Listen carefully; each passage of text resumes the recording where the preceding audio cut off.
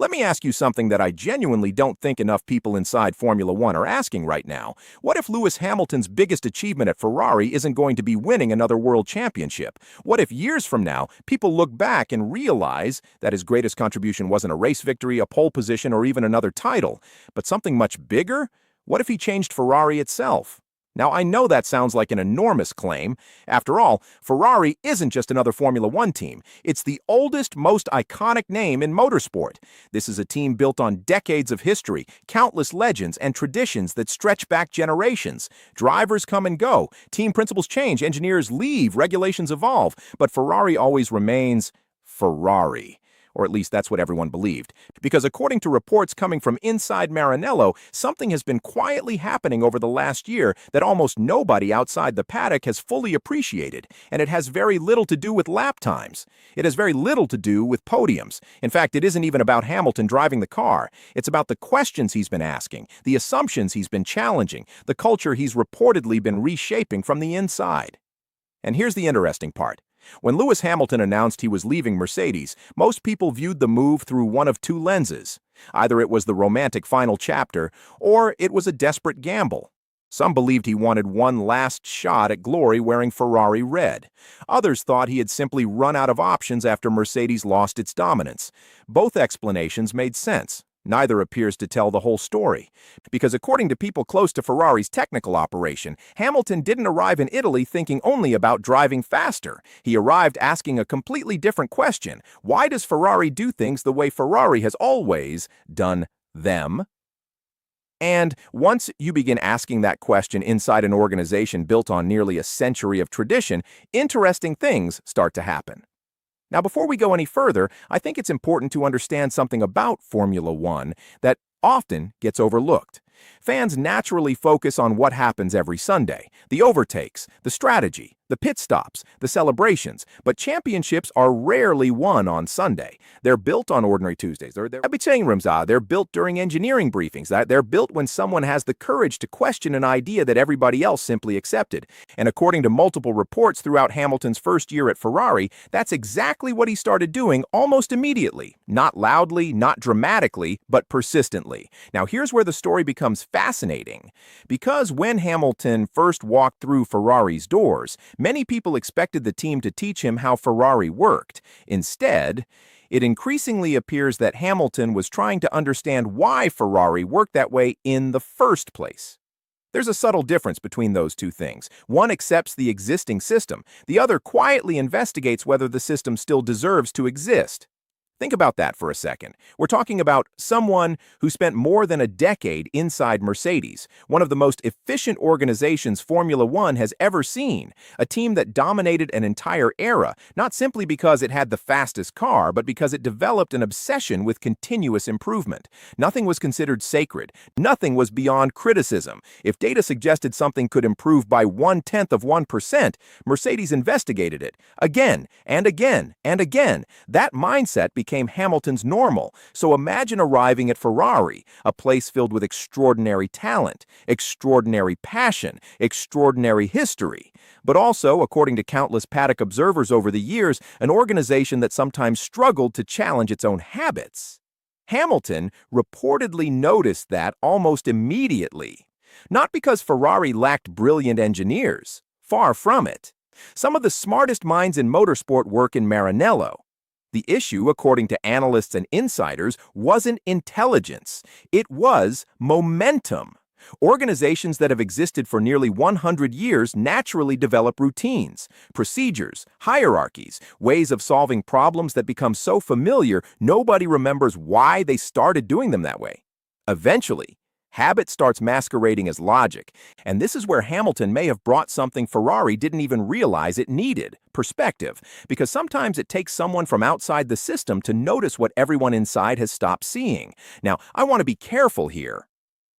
None of this means Hamilton walked into Ferrari demanding everyone change overnight. In fact, by most accounts, the exact opposite happened. According to Hamilton himself in several interviews, the early months were incredibly frustrating. Not because people disagreed with him, but because meaningful change inside Formula One happens painfully slowly.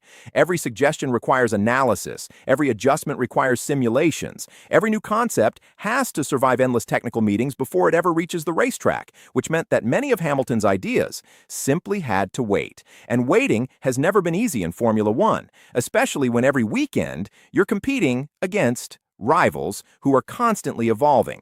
Now, here's something I found genuinely interesting while researching this story. When people discuss Hamilton's move to Ferrari, they usually talk about adapting to a new steering wheel, a different engine, a different race engineer, a different driving philosophy. All of those things matter, but they may not have been Hamilton's biggest adjustment. His biggest adjustment may have been learning how to influence an organization that doesn't change at Mercedes' speed. Because Ferrari's culture has always been different. Mercedes built its dominance around process. Ferrari built its identity around passion. Neither philosophy is inherently better, but they're very different environments for a driver trying to shape technical direction. Hamilton reportedly had to learn not just how to communicate his ideas, but how to communicate them in a way Ferrari would actually embrace. And that's a skill very few people ever talk about, because elite drivers don't simply drive fast. The very greatest drivers become translators. They translate feeling into engineering language. They translate instinct into measurable data. They translate emotion into technical solutions. Michael Schumacher famously did it. Fernando Alonso built entire teams around doing it, and according to many inside the paddock, Hamilton has been doing exactly the same thing, but perhaps with an even broader goal, because it wasn't simply about making one car faster, it was about changing how Ferrari approached the process of becoming faster. Now, here's where the story takes another turn, because over recent months, something interesting has started appearing in Hamilton's interviews. The frustration hasn't disappeared completely. Formula One is still Formula One. Every team wants more performance. Every driver wants upgrades yesterday. But the tone has changed. Instead of talking about problems, Hamilton increasingly talks about alignment. Instead of describing resistance, he talks about collaboration. Instead of explaining why things aren't happening, he's begun explaining why they finally are. That might sound like a small difference. I don't think it is, because language often reveals organizational change long before results appear on the timing screens. And if you've listened carefully to Hamilton over the last few months, his language suggests something fundamental may finally be shifting inside Ferrari. Not just the car, the people, the conversations, the decision-making process itself.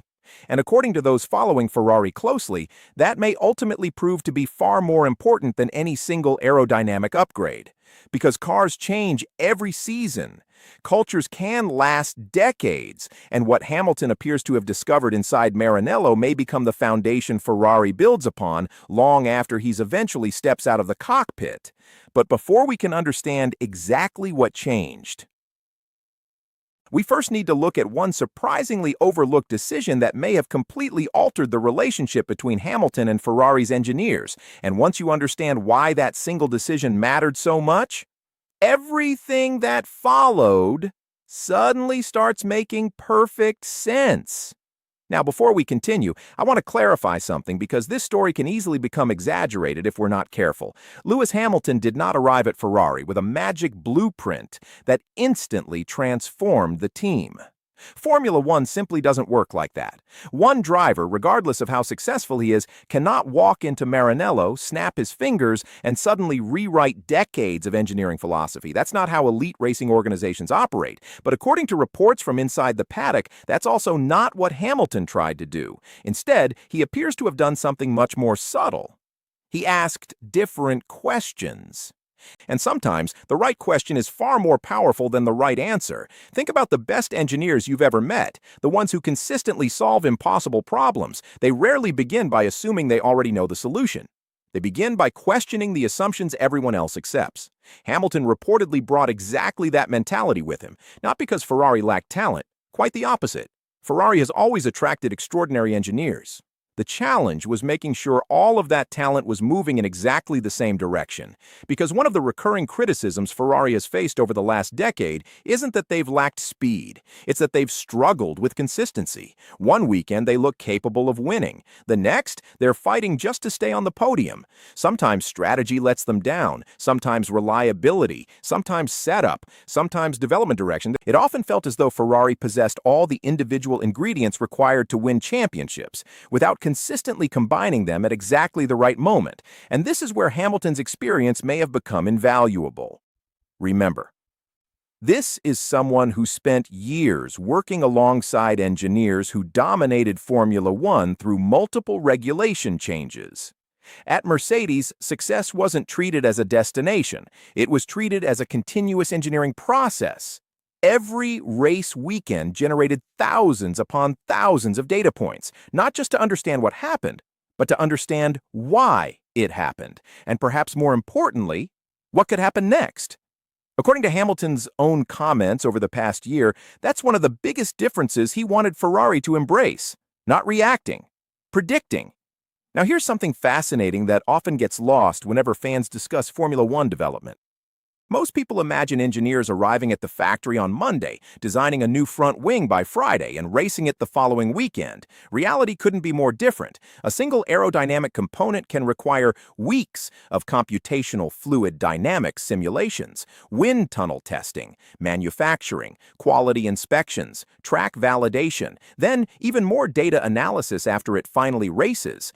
Every upgrade is essentially a scientific experiment, which means if you're asking the wrong questions at the beginning, you can waste months developing the wrong solution. Hamilton reportedly became deeply involved in those early conversations, not necessarily telling Ferrari what to build, but helping define which problems actually deserved solving.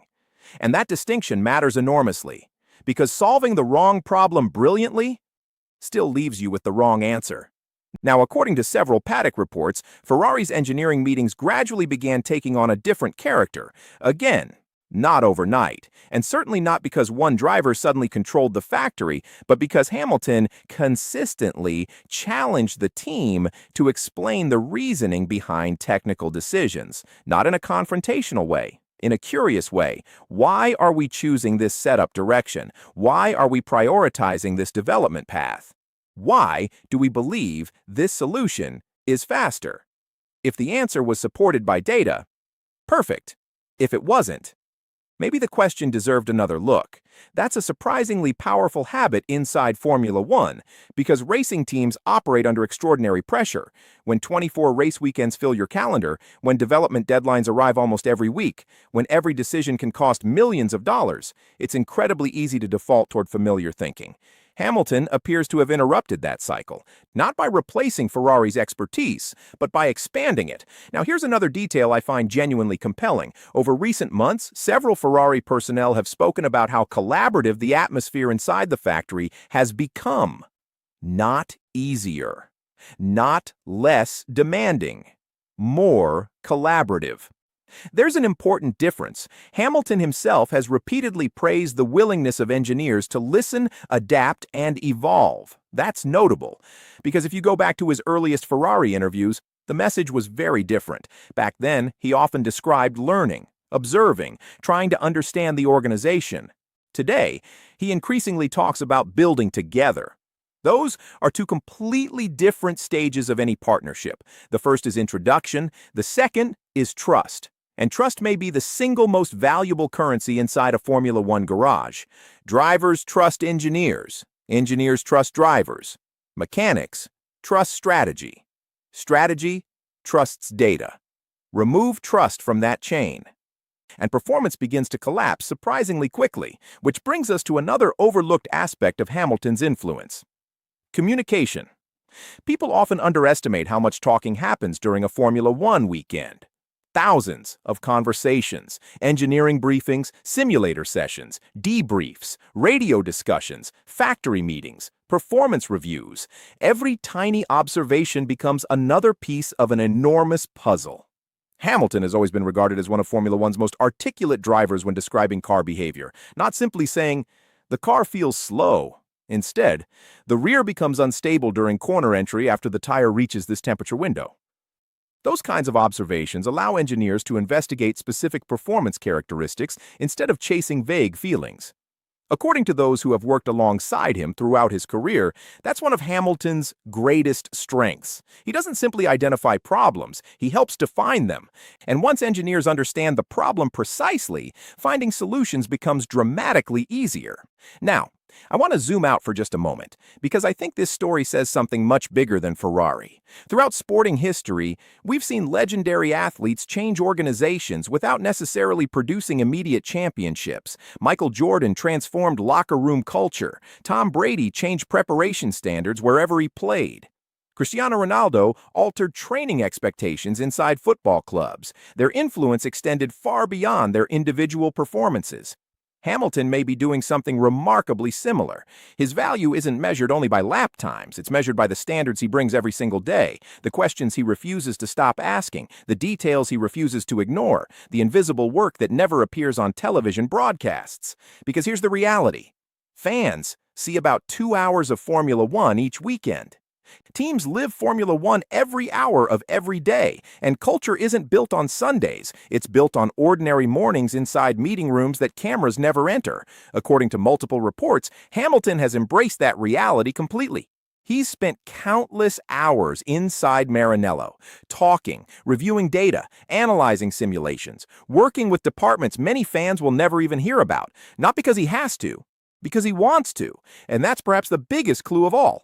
Drivers chasing one final paycheck don't immerse themselves like that. Drivers looking toward retirement don't invest this heavily in long-term development. Hamilton appears to be investing in Ferrari's future, not just his own, which raises one fascinating question. If Lewis Hamilton is helping reshape the way Ferrari thinks today, what happens once the results on track finally begin matching the changes taking place behind closed doors? Because according to several people inside the paddock, not your were and ye. The most significant transformation may still be ahead, and once we look at the technical philosophy Ferrari has quietly begun embracing, you'll understand why some believe Hamilton may have already left a legacy at Maranello that extends far beyond anything he'll accomplish behind the wheel. So where does all of this leave Ferrari? Well, I think the answer is far more interesting than simply asking whether Lewis Hamilton can win another world championship.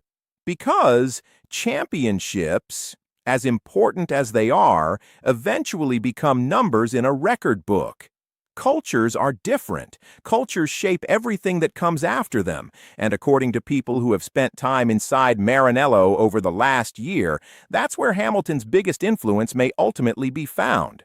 Let me explain what I mean. Formula One teams are constantly searching for performance. Every department believes they're chasing the same goal. Aerodynamics wants more downforce. Power unit engineers want more efficiency. Strategy wants better race execution. Mechanics want cleaner pit stops. Drivers want more confidence. But unless all of those departments are working toward exactly the same vision, something fascinating begins to happen. Performance gets fragmented. Everyone improves their own area, without necessarily improving the car as a whole. It's a surprisingly common problem in elite sport. And according to Hamilton's own comments over recent months, one of his biggest priorities has been creating alignment, not simply making Ferrari faster, making Ferrari pull in one direction. That sounds simple. In reality, it's incredibly difficult, because Formula One isn't just about building a quick racing car. It's about coordinating nearly 1,000 people around one technical philosophy. That's what Mercedes mastered during their years of dominance. That's what Red Bull perfected during the ground effect era. And it's something Ferrari has been searching for ever since its last Constructors' Championship. Now here's something I genuinely think deserves more attention. When Hamilton speaks publicly about Ferrari today, he rarely focuses on himself. Go back and listen carefully. He talks about the factory, the engineers, the mechanics, the atmosphere, the motivation, the belief inside the team. That's a noticeable shift, because earlier in his Ferrari journey, many of his interviews centered around adaptation, learning new systems, understanding new processes, finding confidence in a different car. Now, he increasingly talks like someone thinking far beyond the next race weekend. Almost like someone helping build an organization rather than simply driving for one. And that's significant, because drivers usually measure time differently than teams. A driver may only have a few competitive seasons remaining. A Formula One team plans years into the future, which means Hamilton's influence today may still be shaping Ferrari long after he's eventually retires. Now, I want to be careful not to overstate that influence. Ferrari's progress belongs to thousands of people, not one. The aerodynamicists designing new concepts, the engineers interpreting endless streams of telemetry, the mechanics working late into the night, the strategy department making split-second decisions. Every improvement represents countless hours from hundreds of individuals. Hamilton hasn't replaced that effort. According to reports, he's helped focus it, and sometimes focus becomes the difference between a fast car and a championship car. Here's another fascinating thought. One of the greatest misconceptions in Formula One is that legendary drivers become successful simply because they're naturally faster than everyone else. Speed matters, obviously, but by the time drivers reach Formula One, everyone is fast. The margins become microscopic. The difference often comes from something much harder to measure: decision-making, preparation, communication, leadership, the ability to inspire confidence inside an engineering team. Those qualities rarely appear on a timing sheet, but they shape every lap that's driven. Hamilton appears to understand that better than almost anyone, perhaps because he's experienced both sides of Formula One. He's driven dominant cars, he's driven difficult cars, he's won championships, he's endured frustrating seasons, he's seen what winning organizations look like from the inside, and now he seems determined to leave Ferrari stronger than he found it, whether or not another championship arrives. Now, here's the question I keep coming back to. What if that's been the real objective all along? Not simply winning races, building an environment where winning becomes sustainable again, because history suggests that's exactly how Ferrari's greatest eras were created. When Michael Schumacher arrived in the mid-1990s, success didn't happen immediately. It required years, new personnel, new systems, new habits, new expectations. The championships came later. First, the culture changed. I'm not suggesting Hamilton's journey will unfold exactly the same way. Formula One has changed enormously since then. The regulations are different, the competition is stronger, the financial structure has evolved. But one principle hasn't changed. Great teams aren't built by accident. They're built intentionally, one decision at a time, one meeting at a time, one difficult conversation at a time. And according to everything we've heard from inside Maranello, Hamilton has embraced that process completely. There's one final detail I want to leave you with because I think it captures this entire story better than any statistic possibly could. Throughout his career, Lewis Hamilton has been celebrated for extraordinary moments, the impossible overtakes, the breathtaking qualifying laps, the unforgettable championship battles. Those are the moments fans remember. But the people inside Formula One often remember something else entirely: the work nobody ever saw, the endless simulator sessions, the engineering meetings that stretched late into the evening, the relentless pursuit of tiny improvements that individually seemed almost insignificant. Because that's how Formula One actually works. Championships aren't usually won through one brilliant innovation. They're won through hundreds of tiny improvements that eventually become impossible for rivals to match. And perhaps that's exactly what's happening at Ferrari right now.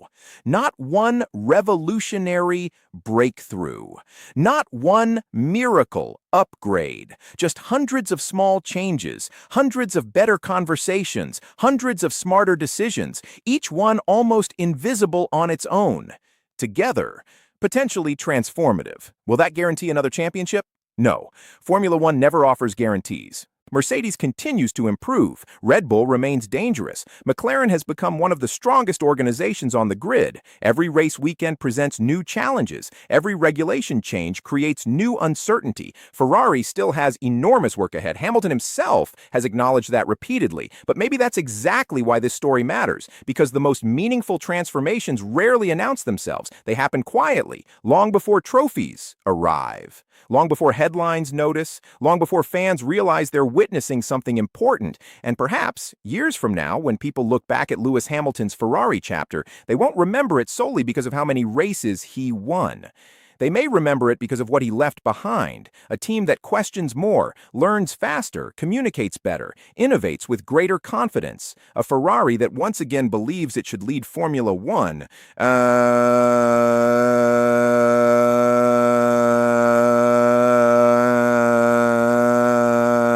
Instead, instead of chasing it.